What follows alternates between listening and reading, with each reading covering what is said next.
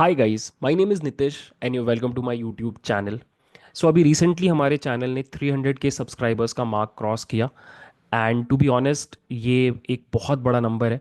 और जब मैंने ये चैनल शुरू किया था तो मैंने सोचा भी नहीं था कि कभी मैं 300 के सब्सक्राइबर्स का मार्क क्रॉस करूँगा। सो मुझे लगा ये माइलस्टोन क्रॉस करके मुझे आपके सामने रखना चाहिए कि मैं कैसा फील कर रहा हूँ, और कुछ अपडेट्स भी आपको देने थे। तो आई थॉट कि एक वीडियो बना लेते हैं। सबसे पहले मैं आपको बताना चाहूँगा कि मैं कैसा फील कर रहा हूँ इस माइलस्टोन को क्रॉस करने के बाद।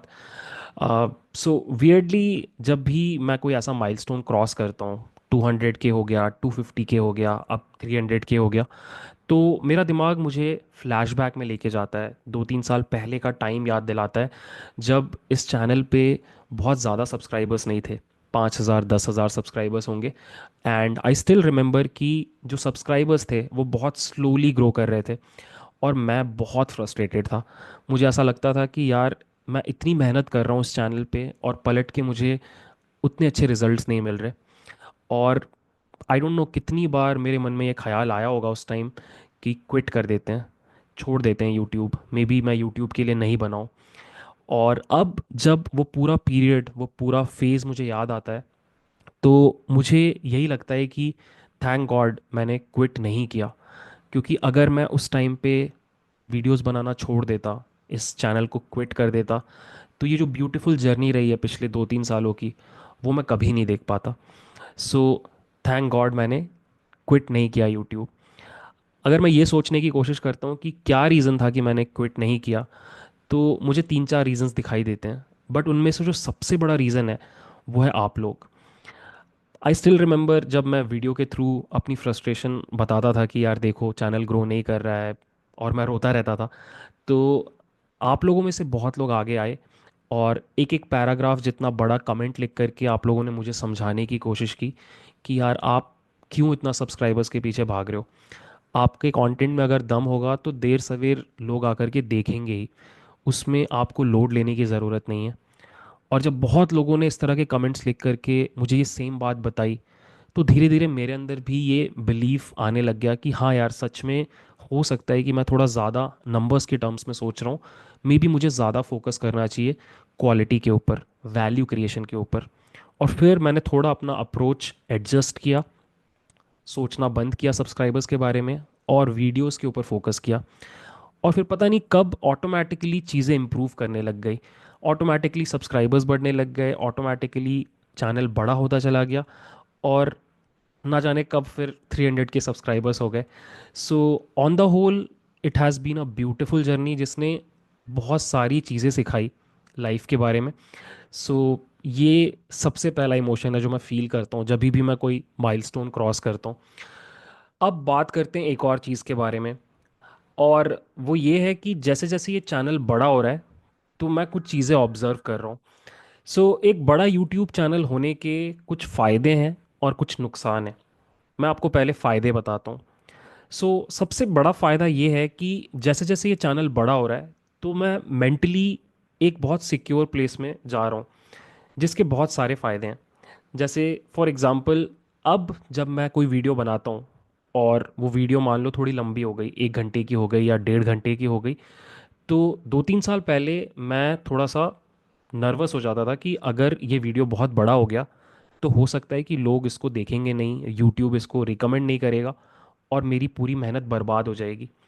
बट अब ऐसा नहीं है। सिंस मैं थोड़ा सिक्योर फील करता हूँ, तो मुझे ऐसा लगता है कि इट्स ओके, अगर इस वीडियो पे बहुत व्यूज़ नहीं भी आते हैं, तो कोई फ़र्क नहीं पड़ता। जो लोग ये वीडियोस देखेंगे, एटलीस्ट उनको फ़ायदा होना चाहिए। तो ये एक सेंस ऑफ सिक्योरिटी अब मैं फील करने लगा हूँ जैसे जैसे चैनल बड़ा हो रहा है। And not only about the length of the video, अब वीडियोस के टॉपिक के अराउंड भी मैं बहुत केयरफुली प्लान करता हूँ। जैसे मैं कभी भी इस तरह के टॉपिक्स चूज़ नहीं करता अब, जो व्यू कमाने के ऊपर फोकस करते हो। फॉर एग्ज़ाम्पल, कुछ दिन पहले डीप सीक बोल के एक मॉडल आया था, और आपने शायद नोटिस किया होगा कि पूरे यूट्यूब पे आपको भर भर के डीप सीक के अराउंड वीडियोस दिख रहे होंगे। मोस्टली बिकॉज सभी क्रिएटर्स को ऐसा लगता है कि ये एक ट्रेंडिंग टॉपिक है, इसके ऊपर वीडियो बनाने से हमारे व्यूज़ ज़्यादा आएंगे। मुझे भी ऐसा लगा कि मुझे वीडियो बनाना चाहिए डीप सीक के ऊपर। बट जब मैं वीडियो बनाने बैठा तो मुझे ये लगा कि मेरे पास इनफ नॉलेज नहीं है अभी डीप सीक के अराउंड कि मैं वीडियो बना के आपके सामने रखूं। और फिर उस पॉइंट पे मैंने कॉन्शियसली डिसाइड किया कि मैं इस पॉइंट पे तो डीप सीक का वीडियो नहीं बनाऊंगा। मे बी फ्यूचर में थोड़ा मैं और इसके बारे में जब रिसर्च कर लूँगा तो I will make a video. So उस पॉइंट पे मैं कॉन्शियसली मैंने व्यूज़ को छोड़ा और इस बात पे फोकस किया कि मैं आपको क्वालिटी ही प्रोवाइड करूं। तो ये अगेन इसलिए मैं कर पाया बिकॉज मैं थोड़ा सिक्योर फील कर रहा हूँ, और मैं सिक्योर इसलिए फील कर रहा हूँ बिकॉज धीरे धीरे ये चैनल बड़ा हो रहा है। तो ये सबसे बड़ा फ़ायदा है जो मुझे दिखाई दे रहा है ओवर टाइम इस चैनल के ऊपर, कि मैं कॉम्प्रोमाइज़ नहीं कर रहा because mentally I am in a secure place. अब मैं आपको बताता हूँ कि बड़ा चैनल होने के डिसएडवांटेजेस क्या हैं। जो सबसे बड़ा डिसएडवांटेज मुझे दिखाई देता है वो है एडेड सेंस ऑफ रिस्पॉन्सिबिलिटी। अब मैं पहले के कंपैरिजन में ज़्यादा रिस्पॉन्सिबल फील करता हूँ आप लोगों के लिए। सो मेरे कहने का ये मतलब है कि पहले जब मैं वीडियोस बनाता था तो वीडियो बनाने का प्रोसेस बहुत सिंपल था। मैं एक टॉपिक उठाता था, उसके अराउंड रिसर्च करता था, जैसे ही मैं श्योर हो जाता था मैं वीडियो बना देता था। अब मैं थोड़ा ज़्यादा केयरफुल रहता हूँ कि मेरे वीडियो में आपको कोई मिस इन्फॉर्मेशन ना मिले, कोई गलती ना मिले, क्योंकि वीडियो बहुत लोगों तक पहुंच रहा है और लोग उस इंफॉर्मेशन पे रिलाई कर रहे हैं। तो अब मैं नॉट ओनली रिसर्च करता हूँ but at the same time मैं बहुत ज़्यादा टाइम स्पेंड करता हूँ फैक्ट चेकिंग के ऊपर, मल्टीपल सोर्सेज को रेफ़र करने के ऊपर। और शायद इसीलिए अब धीरे धीरे मेरे वीडियो बनाने का जो फ्रीक्वेंसी है वो भी थोड़ा सा रिड्यूस हुआ है। थोड़ा मुझे ज़्यादा टाइम लगता है वीडियो बनाने में बिकॉज जब तक मैं 100% श्योर नहीं हो जाता किसी वीडियो के बारे में मैं वो वीडियो नहीं बना पाता। और not only in terms of the quality of the video, मुझे लगता है कि अब धीरे धीरे इस चैनल पे आपको जो वीडियोस दिखाई दे रहे होंगे उनका ड्यूरेशन भी बढ़ गया होगा। 2-3 साल पहले जो एवरेज ड्यूरेशन रहता था इस चैनल पे वीडियोस का वो अराउंड 30 मिनट्स होता था। अब वो बढ़ के 50 मिनट्स के पास पहुंच गया है बिकॉज अगेन जब मैं कोई टॉपिक उठाता हूँ वीडियो बनाने के लिए तो मेरा थॉट प्रोसेस ये रहता है कि मुझे इस एक सिंगल वीडियो में वो सारा इन्फॉर्मेशन डाल देना है उस टॉपिक के अराउंड जो भी रिक्वायर्ड है। मैं पर्सनली बिलीव करता हूँ कि आपको मेरा वीडियो देखने के बाद और कोई भी सोर्स रेफर करने की ज़रूरत ना पड़े।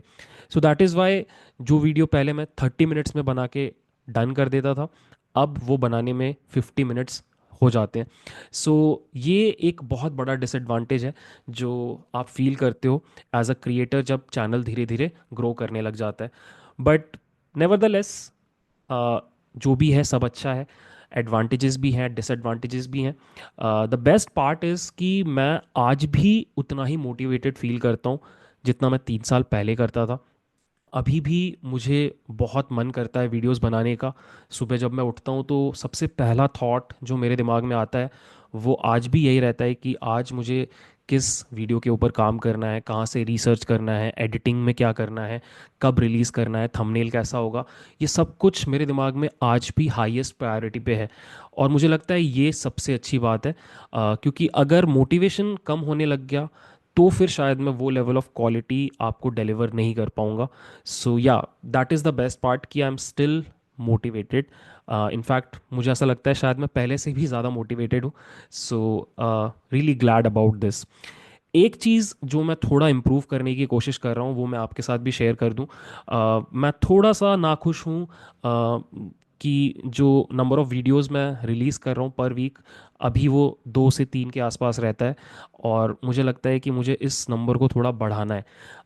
मुझे अपना आउटपुट वीक में 4 वीडियोस के अराउंड पहुंचाना है और उसके अराउंड मैं अभी बहुत काम कर रहा हूँ। पर्सनली मैं अपने टाइम टेबल के साथ बहुत एक्सपेरिमेंट कर रहा हूँ। पिछले 1 महीने में मैंने अलग अलग टाइम पे वीडियोस बना के देखे, एकदम अर्ली मॉर्निंग बना के देखा, बहुत लेट नाइट बना के देखा, जस्ट टू सी कि किस टाइम पे मेरा बॉडी मेरा माइंड सबसे ज़्यादा बढ़िया आउटपुट दे रहा है। द होल आइडिया इसकी किसी तरीके से मुझे वीक में 4 वीडियोस रिलीज़ करने हैं बिकॉज आई फील कि जितना कवर करना है इस पूरे साल जनरेटिव एआई के अराउंड उतना एफर्ट मारना बहुत ज़रूरी है। तो होपफुली मुझे ऐसा लग रहा है कि अगले 1-2 महीनों में मैं वो नंबर वो फ्रीक्वेंसी अचीव कर पाऊंगा जहाँ पे वीकली आपको इस चैनल पे 4 वीडियोस दिखाई देने लगेंगे। सो या नटशल में मतलब यही है जो मुझे आपको बताना था कि मैं क्या फील कर रहा हूँ। आई होप मैंने बोर नहीं किया आपको। अब एक इम्पॉर्टेंट बात करते हैं। मैं आपको कुछ अपडेट्स देना चाहता हूँ अराउंड जो भी अभी हमारे चैनल पे चल रहा है और जो नियर फ्यूचर में आने वाला है उसके अराउंड। सो सबसे पहले बात कर लेते हैं लैंगचेन प्लेलिस्ट के बारे में, जो अभी इस चैनल पे सबसे ज़्यादा इन डिमांड है। सो मैंने आपको प्रॉमिस किया था कि by the end of March मैं लैंगचेन प्लेलिस्ट कंप्लीट कर दूंगा। अराउंड 17 वीडियोस मैंने प्लान किए थे, इनमें से शायद 7 या 8 वीडियोस बन गए हैं। और by the end of this month मुझे लगता है कि हम 13 वीडियोस पे पहुंच जाएंगे। 3 4 वीडियोस फिर भी बच जाएंगे, तो मुझे ऐसा लगता है कि अप्रैल 10 तक लैंगचेन का प्लेलिस्ट कंप्लीट हो जाएगा। तो ये सबसे पहली चीज़ आपको बतानी थी। इसके अलावा एक और प्लेलिस्ट अभी चैनल पे चल रही है, वो है पाईटॉर्च वाली प्लेलिस्ट। ये पिछले 3 4 महीनों से चल रही है और इसमें काफ़ी चीज़ें कवर हो गई हैं। पाईटॉर्च के फंडामेंटल्स कवर हो गए हैं। अलग अलग टाइप के न्यूरल नेटवर्क्स बनाना भी मैंने आपको सिखा दिया है, ANN CNN RNN LSTMs etcetera. But ये प्लेलिस्ट अभी कंप्लीट नहीं हुई है। सो मैंने प्लान किया है कि इस प्लेलिस्ट में मैं आपको वो सारी चीज़ें कोड करके दिखा दूंगा जो मैंने अभी तक 100 डेज ऑफ डीप लर्निंग में कवर की है। सो विच मीन्स यहाँ पे मुझे अभी कवर करना है एनकोडर डीकोडर कैसे बनाया जाता है, अटेंशन मॉड्यूल कैसे बनाया जाता है, और मैंने ये भी सोचा है कि मैं आपको स्क्रैच से पूरा का पूरा ट्रांसफॉर्मर आर्किटेक्चर कोड करके दिखाऊंगा। ठीक है, सो दैट पाईटॉर्च वाला प्लेलिस्ट एंड डीप लर्निंग वाला प्लेलिस्ट एकदम सिंक में रहे। ठीक है, तो ये सब कुछ कवर होगा in the month of April. Because अभी इस मंथ मैं सोच रहा हूँ थोड़ा फोकस करके लैंगचेन वाला प्लेलिस्ट निपटा दूं। बिकॉज होता क्या है कि दो प्लेलिस्ट के बीच में मेंटली स्विच करने से ना थोड़ा फोकस नीचे हो जाता है। अभी मैं पूरा जोन में हूँ कि मैं लैंगचेन पढ़ रहा हूँ, लैंगचेन में रिसर्च कर रहा हूँ, वीडियोस बना रहा हूँ। फिर सडनली से अगले दिन मुझे जब पाईटॉर्च पे स्विच करना पड़ता है तो दिमाग थोड़ा रेजिस्ट करता है। तो दैट्स वाई मुझे लगता है कि पाईटॉर्च में काफ़ी कवर हो चुका है। जो भी बचा है वो मैं अप्रैल में कवर कर दूंगा। इसके अलावा जेन एआई के अराउंड आपको मैं अपडेट दे देता हूँ। सो अगर आपको याद होगी, कुछ दिन पहले मैंने एक वीडियो डाला था जहाँ पे मैंने आपको बताया था कि जेन एआई के दो एस्पेक्ट्स होते हैं। एक होता है बिल्डर वाला साइड जहाँ पे आप LLMs को बिल्ड करते हो। सेकंड होता है यूज़र वाला साइड जहाँ पे आप उन LLMs को यूज़ करके एप्लीकेशंस बनाते हो। और मैंने आपको बताया था कि हम इन दोनों एस्पेक्ट्स के ऊपर फोकस करेंगे। तो यूज़र वाले एस्पेक्ट पे तो हमने काम करना शुरू कर दिया है, लैंगचेन वाला प्लेलिस्ट उसी के अंडर आता है। तो जैसे ही वो प्लेलिस्ट ख़त्म होगा उसके बाद मेरा प्लान है कि हम एजेंटिक एआई की तरफ मूव करेंगे, प्लस कुछ एडवांस्ड रैग आर्किटेक्चर्स डिस्कस करेंगे। तो वो हम लोग स्टार्ट करेंगे in the second half of April, और मई में पूरा हम उसके अराउंड काम करेंगे। बिल्डर्स वाले साइड में हमने अभी तक काम स्टार्ट नहीं किया है, बट मैंने आपको बिल्डर्स वाली साइड में बताया था कि प्री रेक्विजिट ये है कि आपको डीप लर्निंग के फंडामेंटल्स आने चाहिए और आपको पाईटॉर्च आना चाहिए। तो प्री रेक्विजिट्स के ऊपर हम लोग अभी काम कर रहे हैं। डीप लर्निंग प्लेलिस्ट हमने ट्रांसफॉर्मर्स तक पढ़ ली है और पाईटॉर्च भी हमने LSTM तक पढ़ लिया है। अब मैं आपको एनकोडर डीकोडर बनाना सिखा दूंगा पाईटॉर्च में, और ट्रांसफॉर्मर आर्किटेक्चर कोड करके दिखा दूंगा। तो फिर आपको पाईटॉर्च में भी अच्छा नॉलेज हो जाएगा। तो जैसे ही हम ये प्री रेक्विजिट कंप्लीट कर लेंगे, फिर मैं बिल्डर साइड वाला पार्ट स्टार्ट करूँगा। और मैंने सोचा एक नया प्लेलिस्ट बनाने का। उस प्लेलिस्ट का नाम भी मैंने सोच लिया है। उस प्लेलिस्ट का नाम होगा 100 डेज ऑफ LLMs। और वहाँ पे फिर हम क्या करेंगे, जहाँ पे डीप लर्निंग प्लेलिस्ट ख़त्म हुई है वहाँ से स्टार्ट करेंगे। हम अलग अलग आर्किटेक्चर्स डिस्कस करेंगे। आपका बर्ट हो गया, GPT हो गया, और उसके बाद हम लोग प्री ट्रेनिंग का पूरा पार्ट डिस्कस करेंगे। कैसे टोकनाइज वगैरह किया जाता है, क्या क्या कंसिडरेशंस होते हैं ट्रेनिंग में, ये सब कुछ हम लोग डिस्कस करेंगे। फिर फाइन ट्यूनिंग वाला पार्ट डिस्कस करेंगे। तो ये जो भी आपको टर्म्स सुनाई देते हैं LLMs के अराउंड, वो सब कुछ हम लोग उस प्लेलिस्ट में कंटिन्यू करेंगे। और मोस्ट लाइकली ये playlist I will start in the month of May, और वो फिर थ्रू आउट इस पूरे साल उसके ऊपर काम चलता रहेगा। तो जेन एआई के ऊपर यही अपडेट है। आई होप कोई कन्फ्यूजन अगर होगी आपकी तो वो क्लियर हो गई। कुछ लोग मैसेज करते हैं कि 100 days of deep learning playlist क्या कंप्लीट हो गई है। The answer is mostly yes. कुछ टॉपिक्स रह गए हैं जैसे बर्ट GPT, ये सारे आर्किटेक्चर्स आपको पढ़ाने हैं। तो वो मैं आपको 100 डेज ऑफ LLMs में पढ़ाऊंगा, और वही वीडियोस मैं इस प्लेलिस्ट में भी ऐड कर दूंगा। इसके अलावा एक दो चीज़ें और पढ़ानी है, जैसे कि गैन्स क्या होते हैं, ऑटो एनकोडर्स क्या होते हैं। तो ये टॉपिक्स थोड़े अलग हैं और ये मुझे डालने हैं इस प्लेलिस्ट में। अच्छी बात ये है कि गैन्स के ऊपर ऑलरेडी मेरा 2 घंटे का एक वीडियो है और वो आप चैनल पे जाके देख सकते हो। ऑटो एनकोडर इज़ समथिंग जो मैंने अभी तक कवर नहीं किया है। जैसे ही मुझे थोड़ा एक हफ्ते का भी विंडो मिलेगा, I will try to complete that. But अगर ये सब कुछ हो गया तो फिर आप समझ लो कि 100 days of deep learning playlist almost complete हो गया है। ठीक है, प्रैक्टिकल वाला पार्ट पाई टॉर्च में आप देख ही सकते हो। सो या, रिगार्डिंग दिस, ये एक चीज़ है जो परेशान कर रखा है, जिसने मुझे M L ops playlist last year मैंने शुरू किया था इसको, और अभी तक इस प्लेलिस्ट में सिर्फ 4 वीडियोस मैंने डाले हैं। एंड ऑनेस्टली अगर आप मुझे गाली दे रहे हो तो आई डिज़र्व दैट। बट मैं आपको खुल के बताता हूँ कि मैं क्यों इस प्लेलिस्ट के ऊपर काम नहीं कर पा रहा। उसका बहुत सिंपल रीज़न है कि टाइम नहीं मिल पा रहा है मुझे। मैं चाह तो रहा हूँ कि मैं इस प्लेलिस्ट को कंप्लीट करूँ बिकॉज एम एल ऑप्स का भी बहुत डिमांड है। बट बिकॉज दूसरी साइड से जेन एआई का बहुत प्रेशर है, तो फिर जेन एआई पे ज़्यादा फोकस चला जा रहा है, डीप लर्निंग पे ज़्यादा फोकस चला जा रहा है, और ऐसा एक सेट विंडो नहीं मिल रहा है जहाँ पे मैं एम एल ऑप्स के ऊपर आपको वीडियोस बना के दे पाऊँ। तो I am still trying to figure out कि कैसे ये पूरी चीज़ मैं करूँगा। रियली सॉरी अगर आप इस प्लेलिस्ट पर रिलाई कर रहे हो, मेरे पे रिलाई कर रहे हो। All I can do right now is I can apologise कि ये वीडियो, ये प्लेलिस्ट ठहरा हुआ है। अगर आप चाहो तो प्लीज़ आप मुझे कमेंट्स में बताना। What I can do for you is कि मैं एम एल ऑप्स का एक पेड कोर्स स्टार्ट कर सकता हूँ जो नॉमिनल फ़ी पे होगा, और वहाँ पे 3 से 4 महीने के कोर्स में मैं हमारे जो बेस्ट इंस्ट्रक्टर्स हैं उनको रख करके एक एम एल ऑप्स का कोर्स कंडक्ट करवा सकता हूँ आपके लिए। बट अगेन वो आपकी साइड से अगर फीडबैक मिलेगा तो ही करेंगे, अदरवाइज नहीं करेंगे। So please let me know about this. And या मोस्टली यही अपडेट्स देने थे। एक लास्ट चीज़ और आपको बतानी है वीडियो ख़त्म करने के पहले। अभी कुछ दिन पहले होली थी, चैनल भी 300 के सब्सक्राइबर्स का मार्क क्रॉस किया। तो बहुत सारे मेल्स आ रहे थे, कमेंट्स में भी लोग बोल रहे थे कि सर प्लीज़ थोड़े डिस्काउंट्स ऑफ़र करो आप अपने कोर्सेज़ पे। तो ये एक चीज़ कर रहे हैं लास्ट में। कुछ डिस्काउंट्स आपके लिए लेके आया हूँ मैं। इनफैक्ट सॉलिड डिस्काउंट लेके आया हूँ, मैं आपको बताता हूँ जल्दी से। हमारे 6 पेड कोर्सेज हैं इस पॉइंट पे, और गोइंग फॉरवर्ड अगले कुछ दिनों तक हम सभी के ऊपर बहुत तगड़ा डिस्काउंट ऑफर कर रहे हैं। मैं आपको सारे कोर्सेज के बारे में एक एक करके बता देता हूँ। हमारा जो DSMP 2 प्रोग्राम है, जो हमारा फ्लैगशिप कोर्स है, जिसमें हमने पूरा end to end data science cover किया है, अराउंड 500 आवर्स का कंटेंट, जिसका फ़ी अभी तक 10,600 था। अगले कुछ दिनों तक आप ये कोर्स ले सकते हो इन 8,999। ठीक है, this is the first one. DSMP 1 जो उसका थोड़ा छोटा फॉर्म है, वो 5,600 का कोर्स है। ये आप परचेज कर सकते हो फॉर 4,599। DAMP जो हमारा डेटा एनालिटिक्स वाला प्रोग्राम है, जो 7,999 का कोर्स है, you can purchase it for 6,499। DLCV जो deep learning for computer vision वाला कोर्स है, you can get it for 2,500।